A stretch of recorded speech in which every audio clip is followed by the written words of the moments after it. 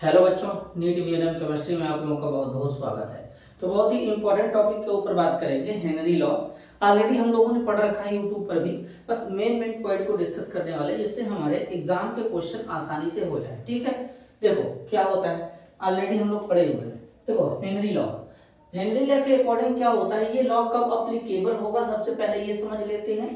तो देखो constant temperature पे, टेम्परेचर अपना कांस्टेंट होना चाहिए। दूसरा बात देखो, पार्शियल प्रेशर जो होगा गैस का वो डायरेक्टली प्रोपोर्शनल होगा solubility of gas in liquid. मतलब जो पार्शियल प्रेशर हम अप्लाई कर रहे हैं या जो लग रहा है वो डायरेक्टली प्रोपोर्शनल होगा solubility of gas in liquid के।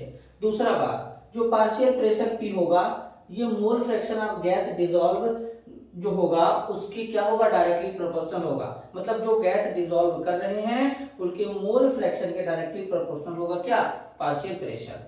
अब देखो, अब हम प्रोपोर्शनैलिटी हटाते हैं तो यहाँ पर KH आएगा। KH जो होगा वो हेनरी कांस्टेंट होगा। फिर से बताता हूं, KH क्या होगा, हेनरी कांस्टेंट होगा। क्लियर है।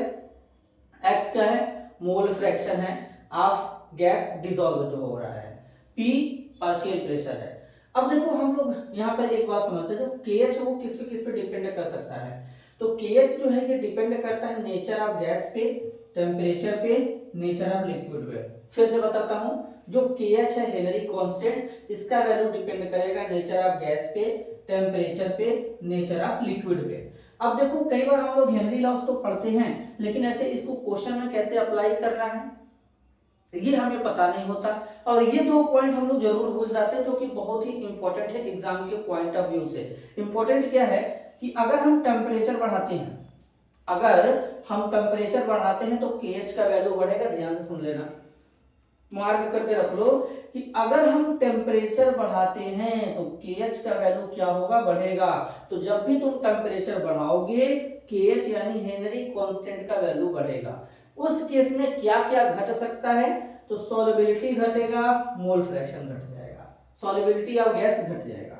बात ध्यान से समझो, अगर तुम टेम्परेचर बढ़ाते हो तो KH का वैल्यू बढ़ेगा और सॉल्युबिलिटी घट जाएगा।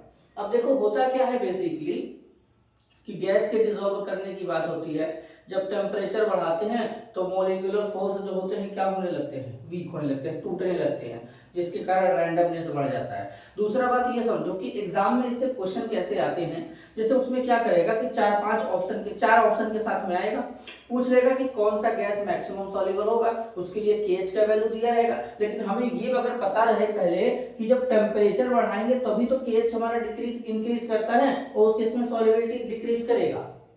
तो वहां पे तुमको देखना पड़ेगा कहां पे KH मैक्सिमम है, जहां पे KH मैक्सिमम वहां पे सॉल्युबिलिटी कम। क्लियर है, तो इसको तुम ध्यान देना, या फिर टेम्परेचर से रिलेटेड पूछ ले तो ये यहाँ पे ध्यान देना पड़ेगा। अब देखो gases which can react with solvent do not follow Henry's law.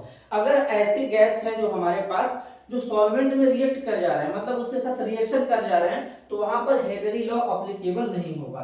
ये हमारा बेसिक पॉइंट था। अगर तुम इतना याद रखते हो तो हेनरी लॉ से कोई भी क्वेश्चन आता है तुम इजीली अटेम्प्ट कर लोगे, कोई भी क्वेश्चन तुमसे नहीं बचने वाला है। क्लियर है, तो आज के लिए बस इतना ही, मिलते हैं अगले वीडियो में, तब तक के लिए धन्यवाद, नमस्कार।